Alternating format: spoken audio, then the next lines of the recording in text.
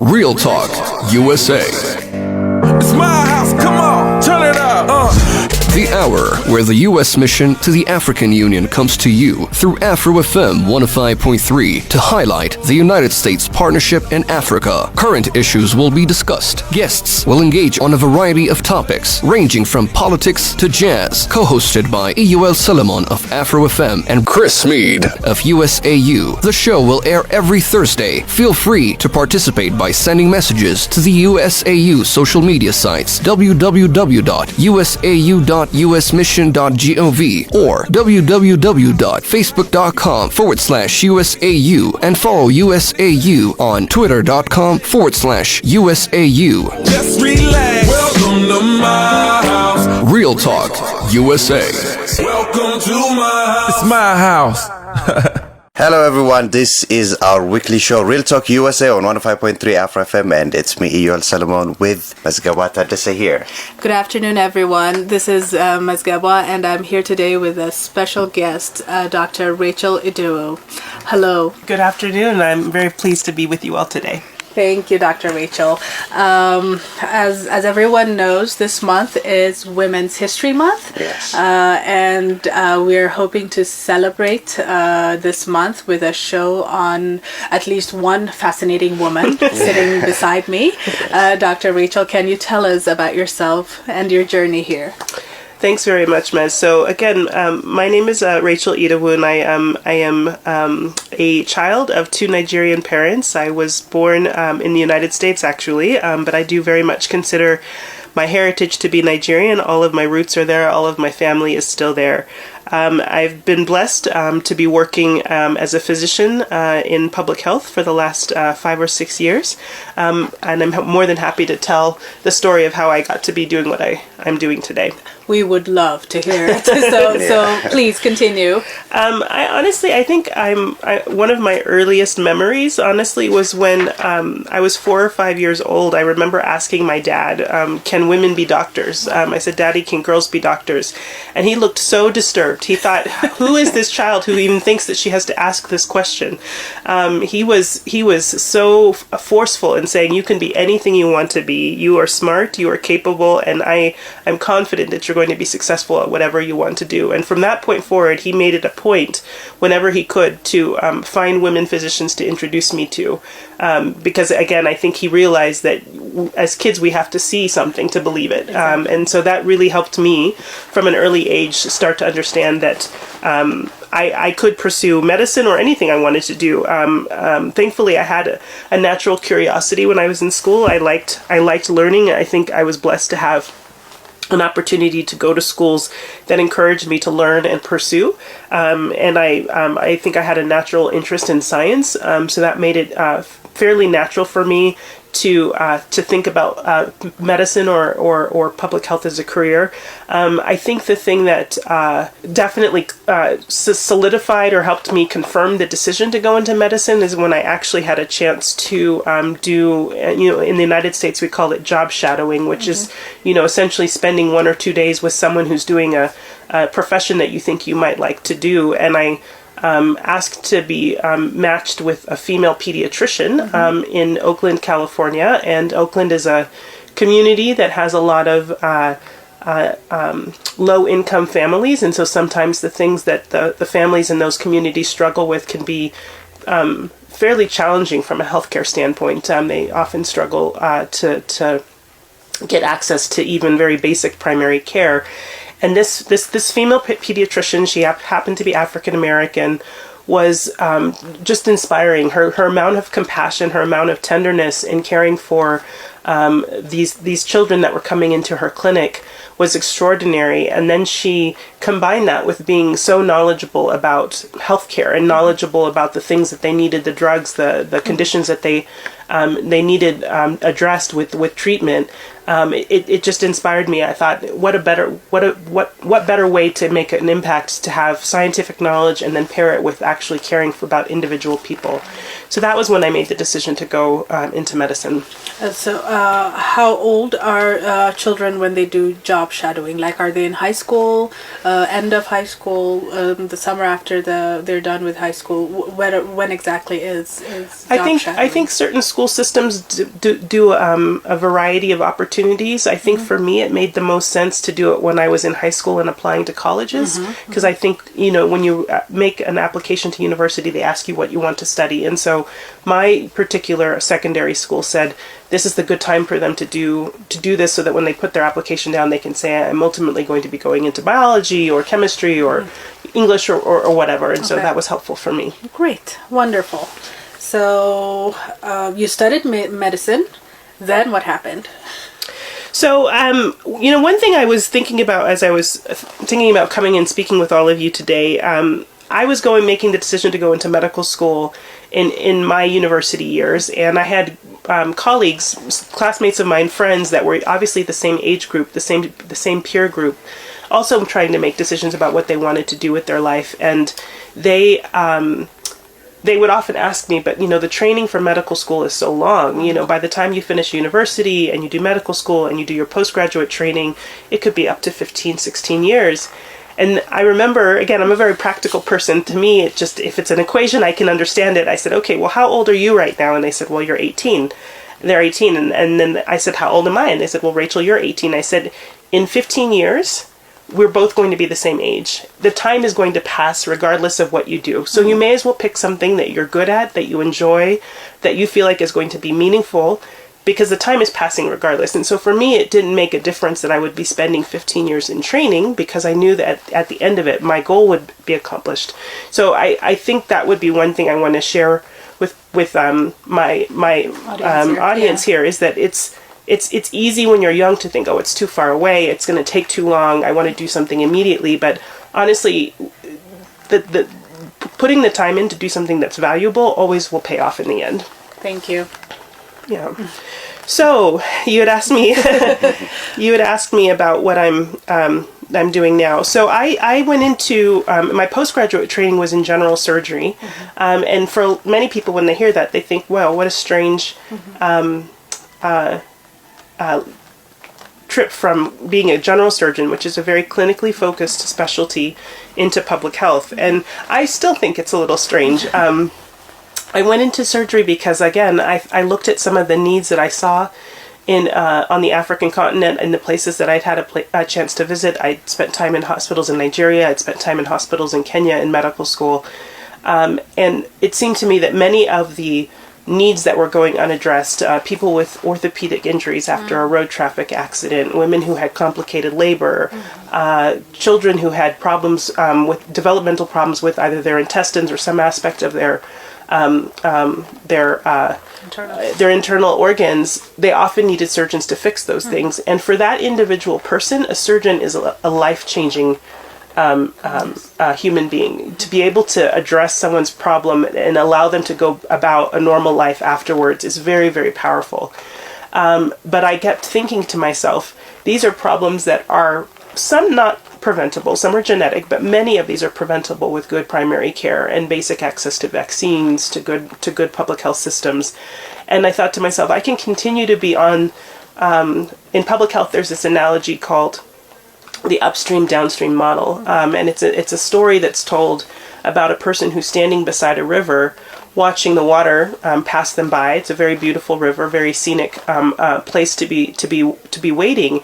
And then the person who's standing at the river is alarmed to see someone float by that seems to be either in trouble, drowning, or maybe has already died. And you think, this is so strange. I'm standing at the river, and there's someone in there struggling. So you go in, you go rescue them, and do your best to get them out of the river, but they've already passed away. So then you stand by the river trying to understand what happened, and while you're waiting, another body passes. And as you wait, more and more bodies pass, and the public health mindset is, well, I can stand by the river and keep pulling out dead bodies, or I can go upstream and figure out why the bodies are falling in the first place. Mm-hmm. What's causing these people to get into trouble that they end up in the river and can't survive? And so I think that's what started to make me think that the work as a surgeon, again, for an individual person would be life-changing, but I wanted to make sure that I had the most impact with the time and the skills that I'd been given to serve. And so for me, I started to transition out of clinical surgery. I went back to school. I got a master's in public health, and then I looked for opportunities to get more training in public health. And over time, I realized those were the kinds of projects and jobs I wanted to do. Fantastic. So after getting your master's, how did you get into public health? Where did you start working?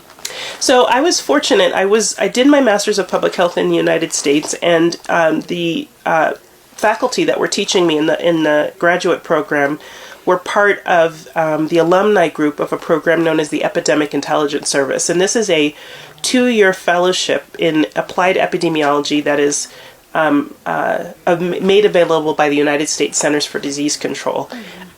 Since it was first formed, the model of this 2-year fellowship program has been replicated all over the world. So there are these types of fellowships available in Europe. There are these types of fellowships available all over the African continent.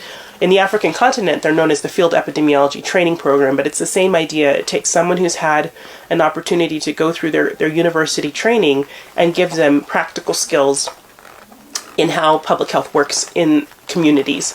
That 2-year program was my best opportunity to make the switch from clinical training into public health practice. In those 2 years, I had a chance to work in refugee camps. I had a chance to work on natural disasters. And those things allowed me to see that there are ways in which we can take our public health skills and help address the needs of a community. So, for example, I worked actually here for a short time in Ethiopia, in Shemelba, in the northern part of Ethiopia. We were in a refugee camp of Eritrean refugees, and they wanted CDC and the United Nations that was running the camp wanted to have a look at their vaccination program because they felt like there were things that they could do to improve to make sure that all the kids who needed vaccinations were getting them. And again, I was so thrilled to get a chance to do something so practical for such a large population of people, that the idea that if you give one child, if not, 10,000 children access to the same vaccines, there are diseases that they will just never get. That for me was the moment where I was like, this is the kind of work I want to keep doing. So after the 2 years in the Epidemic Intelligence Service, I started working for the CDC full-time. I moved into a job that ended up being a little bit more focused on health systems. So in public health, there are people who work on investigating outbreaks, people who are looking at, here's a case of paralysis. We think it might be polio. Let's figure out what this is. There are people that will be looking at a community that might be suffering from some type of diarrhea or febrile illness, and let's figure out what's causing that. But then there are parts of public health that are involved more in building up the infrastructure, making sure that a government is able to organize itself and keep the public health system running in such a way that programs can run effectively. So that's what I ended up doing after EIS. I worked in a program known as the National Public Health Institute program. And that program, my particular focus again was in the African region, and I worked with ministries of health to look at their health system and decide if it would be helpful for them to form a specific institute to just focus on public health, because many ministries of health are also obliged to have a priority focus on clinical services, making sure that hospitals are open, that doctors and nurses are trained, that medicines are delivered, etc. But public health is a slightly different focus for ministries, and sometimes it gets deprioritized because the clinical things are often very, very pressing. So as I was enmeshed in that program, the African Union simultaneously was working through a resolution that had been put before the heads of state to form basically a public health institute for the entire continent of Africa. They had been thinking about this since 2013, that it would be very helpful for all member states of the African continent to have a central public health agency that could help coordinate and assist in issues around public health that cross borders. Mm-hmm. Because there are many things, as we've learned in our world, we can be from one side of the planet to the other in the space of 12 to 24 hours. There are many diseases that can can move quickly and impact parts of the world we never thought about it. And so the heads of state were being very forward thinking in trying to prepare for that and put in systems that could allow countries to work together. And then Ebola happened in 2014 to 2016, so the timing almost aligned perfectly for what the heads of state had been working on in 2013 to be accelerated and put into place quickly to help address Ebola and help address future threats. So they approached the US CDC because of our expertise in building up these types of public health institutes and said, can you send someone to help us think through what it means to put together a continental public health institute? And that's what became the Africa CDC. Fantastic. So you are now here in Addis working on Africa CDC. That is correct, yes. Great. Okay. As a women have different and equally important roles in our lives in this world. So, accelerating in your professional career, does it affect your personal life? Do you have to sacrifice one or the other to be successful in each one? Thanks for that question. I honestly believe that question is answered as an individual. Every person is going to give you a different answer when you ask them that question. What I've learned, I'm not that old, but what I feel like life has taught me up till now is that there are seasons in life for everything. There are seasons when you're going to focus on your career, on education. There are seasons when you're going to focus on your family, maybe because your kids are young or and they need you more, maybe because your partner is going through some sort of life change and you need to be more supportive for them. So I really do believe people make a choice individually about how they want to plan their life, and then obviously some things can't be predicted, but how you want your life to look. I feel like for me, I've been blessed and fortunate to enjoy my work and pursue it in ways that have been met with success at each turn. I certainly have had moments where I had to take a moment to pause and consider if this is the right path for me.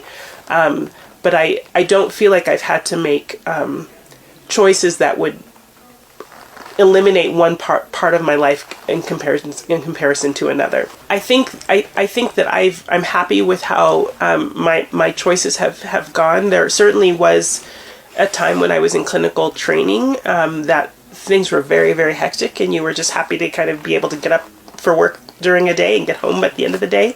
But that's a season, and as you get further along into your career and finish your training, there really is room to bring in other aspects of your life, to develop relationships, to think about opening up your life to both your family that's here and the family that you want to have. So I think that that's important for people to remember, that it's not once for all, that you can make choices along the way to make space for things as needed, and other times where you may have to focus just on your career. Thank you. And in addition to the brilliant advice that you just gave us, do you have anything in particular, having served on our continent for quite some time now, and having been present in different communities in the continent, having observed communities from an objective standpoint, from a person that has had a different life experience in another country, in another continent, what is the kind of advice you would like to give, especially young girls, but it could be to communities, to fathers, to young boys in general? What would you like to say to them? Thanks, Mez. I think what was most important to me, and I hope would be most important to anyone who's young and growing up in Africa, would be take your education seriously. I know that there's such a diversity across the continent in terms of the type of educational opportunities that are available to young kids who are growing up.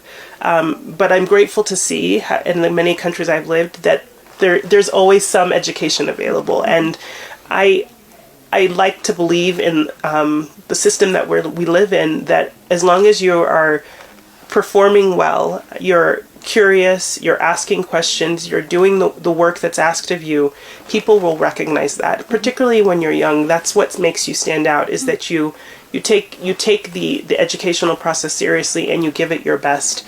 As kids, we have lots of things on our minds, and in Africa sometimes there are obligations that we have to help our families survive that can make it hard for us to continue our education in maybe more the standard or traditional ways that countries that are more resourced are able to do. But I feel like I look to my mother, who had a very disjointed educational experience, often because she grew up a farmer's daughter, and there wasn't always money for the family of 10 for all of them to go to school. But she just persisted, and she said, okay, well, this is the year I'm not going to be in school. I'll be at home. I'll be planting, raising crops, helping my father make sure the farm stays viable, but I'll go to school next year. And she just kind of kept that persistence and that desire no matter what, and then ended up being able to go to nursing school and is a nurse today. So I do think it is there are more challenges that the boys and girls that are growing up here in Africa may be facing, but continuing to say my education is the most important thing will carry you very far. Great, fantastic. And besides the very good point you made about your father being a good role model in terms of showing you the possibilities while you were growing up, in terms of having a fantastic, determined mother who by leading by example showed that she is you can be what you want, and you can get what you want if you're determined. What other advice do you have for parents raising their children in Africa? Well, I think that one of the things that meant the most to me, again, is that as a kid, when I approached my parents, if there was something I wanted to do that would allow me to learn more or experience more, they would always try to find a way to make it happen. And I think that natural curiosity, that desire to keep expanding the horizons that we have, is something that can be easy to dismiss sometimes in a busy life that parents have to lead. They've got a lot of things to think about in terms of providing for the family, keeping their careers going, etc. But trying to craft or create an environment where your child is free to explore as much as possible. I mean, I could probably think, if I took the time, there were probably 4 or 5 things I said I was going to be or do with my life when I was a child that I ultimately didn't pursue. But they kept saying, okay, let her go look at that. Let her decide if that's really what she wants to do. And each of those things allowed me to grow a little bit more confident, grow a little bit more certain that I had the ability to find something that was a good fit for me. Okay, in terms of empowering women, in Africa there are a lot of areas or professionals that women are not engaged that much in. And even in the US, there are still the firsts. These days we were listening to the first CIA aide, and we have yet to have a woman president of the US. Are we dragging our feet to empower women this late because we still are having the first ones? Thanks so much for the question. I am confident that everything is open for a woman to do. There's nothing that we can't accomplish. We have the same intellectual capability, the same talents, the same drive, I think, to do great things. And there are often barriers that we run into in terms of trying to get to a place in life, a profession, an opportunity. But from what I've seen, I don't see any of those barriers as permanent. It's only a matter of time before those things will fall down. No one can really say why some sectors or parts of our society are easier or faster for women to get promoted in than others. But as you think about the various places where women have made inroads over the last 100 years, it's consistent. Medicine, politics, the military, sciences, we are making progress. I don't personally, I'm speaking for myself, choose to believe that there is some part of our society, some part of our world that we will never be able to reach into or make a difference in. I really believe that if it's of interest to you, if it's something you're passionate about, your skills, your commitment will allow you to excel and succeed in that profession eventually. I recognize, and I think that the world is slowly changing. Societies are making choices or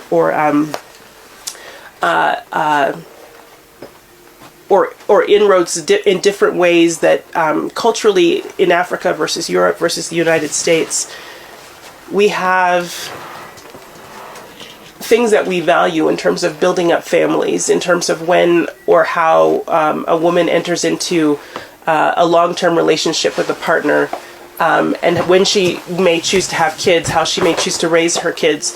Every society has a little bit of a different way in which they accommodate that. And so I won't be so naive as to say in an X part of the world, she's going to be able to pursue a profession in this way, in the same rate, in the same sort of steps towards success that it might be in another way. I think that there's going to be always be context specific ways in which we get to where we want to be as women. I recognize that we have things that are in common to us when we talk about the equality of every human being, the ability or the right for people to be able to pursue things that are important to them. Those are universal truths. But I do think that the African context and the things we value in terms of family and community mean that we make our choices, or those choices might manifest themselves a little differently. Hope that answers the question. Yeah, It does. So the baseline is, if you think you can do it, if you want to do it, pursue it. All women get that message. Yes, that is the message. That is the message. And I guess I want to saying that we do that in the context of the things that we value the most. Yes. The things that are going to be valued by a woman in the United States or a woman somewhere in the UK may be different than a woman that's here in Africa growing up in a very different community, a very different system of values. But the point is, for her and the choices she makes, she should be free to choose and pursue the things she wants to pursue. And Dr. Rachel, can you tell us a little bit about what CDC does in general? I think some people have an idea, but not everyone knows exactly what it does. So are you referring to the United States CDC or the Africa CDC? You can tell us a little bit about both. I was referring to the US CDC, but Okay. Take it away. So the US CDC is a federal health agency that's tasked with protecting and enhancing the health of Americans around the clock every day in the United States. And in the United States, we have a system where each state, which I guess on the African continent would be equivalent to each country, has its own authority to make sure that the health system that is available to the members of that state are effective. But the US CDC is positioned well to offer resources to states in the way of putting out guidelines based on research, based on scientific investigations that can help states make a decision on how to apply the best science to the problems that they're facing in their country.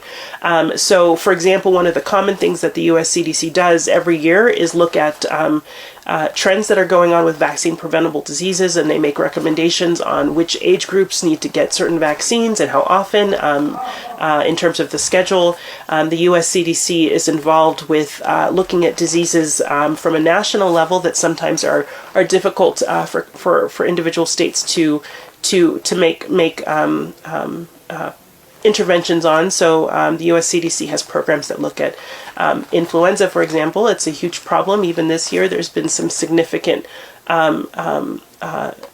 morbidity caused by people getting the influenza virus. And the work that the US CDC does is to track where those cases are happening, who's being impacted, to try to make a decision about if the vaccine that was put out last year is being effective and how they're going to make vaccines available for the next year. So those are the things that at a national level, the agency is best equipped to do and to support states in what they're trying to do at a state level. The Africa CDC, in some ways, is trying to build on similar principles of what the U.S. CDC is offering. Again, the analogy being what the U.S. CDC is doing to the states, the African CDC is seeking to do for countries on the African continent. There are things that are true about public health that are always going to cross borders or require the coordination of ministries of health in country A with ministries of health in country B. And the Africa CDC is seeking to make the resources of the whole continent available to countries so that when there are challenges that a country may be facing that are beyond its capacity, they first of all can assist that country in addressing the problems within its borders, but hopefully prevent it from spilling outside of its borders. So I think that's one of the main things that the Africa CDC is trying to do is to help address issues that might cause outbreaks or public health emergencies to get out of control. But beyond that, there's a lot of things just with routine public health that the Africa CDC is able to do. We are setting up a network of laboratories across the continent to make it possible that for specimens to be shared between parts of the continent where they may not have the laboratory skills to test those specimens and make a decision about what disease might be impacting a community, and getting the resources on the continent to address those things. So those are among the things that the Africa CDC is hoping to promote. Oh. As per tradition, our final question is going to be, what do you love most about the United States? Thanks for that question. I love many things about my home. But I think the thing that I grew up loving the most, and I think no matter what is happening in the United States today will be, God willing, the thing that is always the characteristic of our country is that no matter who you are welcome.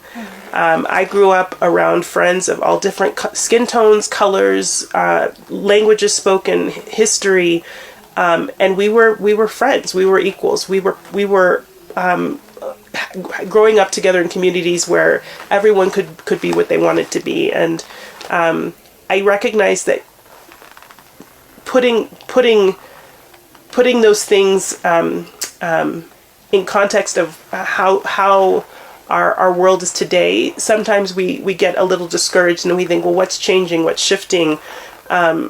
Is the fundamentals about the United States going to be different, 50 years from now? And I don't choose to believe that. I believe that any time you can allow someone who's different from you to come into a community, contribute, participate, achieve their potential, we're all stronger. And I think that's what I've always loved and will continue to love about the United States. Thank you very much, Dr. Rachel, for being with us and for commemorating Women's History Month with us today. Of course, thank you. And if you have any message for women, I leave the floor to you. Again, I would just speak to those of you who are like me, women who have dreams and are trying to figure out where you want to go in life. Be courageous, be bold. You're going to probably hit obstacles as you go through trying to accomplish what it is you want to do, but at the end of the day, your determination and your willingness to say, I believe in myself and I can do this is what will carry you through. Thank you very much for that lovely message. This is Mezegebua on Real Talk USA. Yes, and it's Eyuel. Thank you very much for being on our weekly show, Real Talk USA on 105.3 Afro FM. Have a good evening, everyone.